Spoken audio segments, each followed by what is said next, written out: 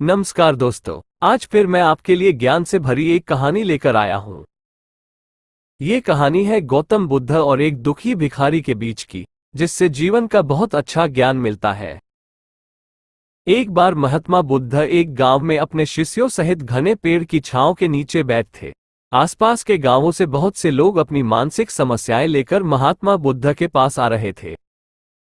महात्मा बुद्ध उन सब की मानसिक परेशानियों का समाधान देते। सब लोग खुशी खुशी अपनी समस्याओं का समाधान पाकर वहां से लौट रहे थे।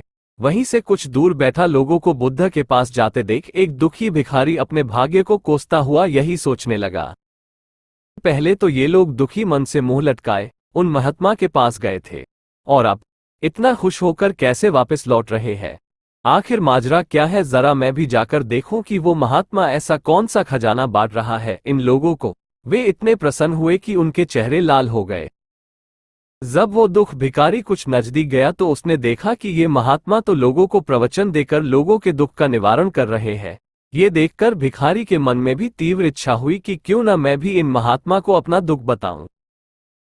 मुझे भी अपने दुख का समाधान अवश्य मिलेगा। बस फिर क्या था, समाधान पाने की लालसा लिए भिखारी महात्मा बुद्ध के सामने पहुंचा और हाथ जोड़कर प्रणाम करते हुए बोला, हे महात्मा बुद्ध, मैं भी लोगों की मदद करना चाहता हूँ।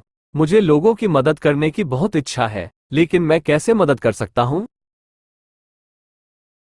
मैं बहुत गरीब हूँ। मेरे पास न तो पैसे हैं और न ही कोई ऐसी चीज जिससे मैं किसी की मदद कर सकूं। मैं कोशिश करने पर भी किसी की मदद नहीं कर सकता। मुझे भगवान ने इतना गरीब क्यों बनाया? हे महात्मा, मुझ पर कुछ कृपा करो। इतना बोलते हुए भिखारी रोने लगा। महात्मा बुद्ध बोले, आप बहुत अज्ञानी हैं, क्योंकि आप अभी तक इस भ्रम में जी रहे हो कि तुम्हारे पास कुछ नहीं, जबकि दूसरों को कुछ देने के लिए तुम्हारे पास बहुत कुछ है। तुम बिना धन और वस्तु के भी दूसरों की मदद कर सकते हो। तुम्हारे पास जुबान है, जिससे तुम मीठे शब्द बोलकर किसी के दुखी चेहरे पर मुस्कान ला सकते हो। इन्हीं शब्दों की ताकत से तुम किसी के भी टूटते हौसलों को फिर से मजबूत कर सकते हो। इन शब्दों की शक्ति से आप किसी के भी मन में सकारात्मक विचारधारा के बीज बो सकते हैं और उसे गलत रास्ते पर जाने से रोक सकते हैं। तुम्हारे दो हाथों से किसी भी कमजोर या लाचार व्यक्ति की सहायता कर सकते हो। आपके दो आंखें किसी अंधे को रास्ता दिखा सकते हैं। तुम किसी के लिए दुआ कर सकते हो। ये हो सकता है कि उनके बुरे काम फिर से हो जाएं। आप किसी के अच्छे स्वास्थ्य की कामना कर सकते हैं। लेकिन अज्ञानतावश तुम अब तक इस बात को समझ नहीं पाए और इस भ्रम में अब तक जीते रहे कि तुम्हारे पास मदद करने के लिए कुछ नहीं। किसी की मदद करने के लिए धन और वस्तु का होना अनिवार्य नहीं है। बिना धन और वस्तु के भी हम कई प्रकार से लोगों की मदद कर सकते हैं। महात्मा बुद्ध के ज्ञान से भरे ये सुंदर शब्द सुनकर भिखारी के चेहरे पर मुस्कान आ गई और वह खुशी से झूमता हुआ वहां से चला गया।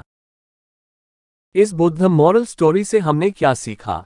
दोस्तों, महात्मा बुद्ध की इन बातों से बहुत कुछ सीखा गया।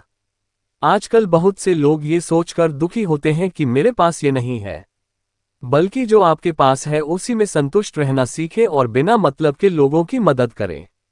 इन्हीं से आपको परम सुख की प्राप्ति होगी। तो दोस्तों, ये बुद्ध मॉरल स्टोरी आपको कैसी लगी जरूर बताना।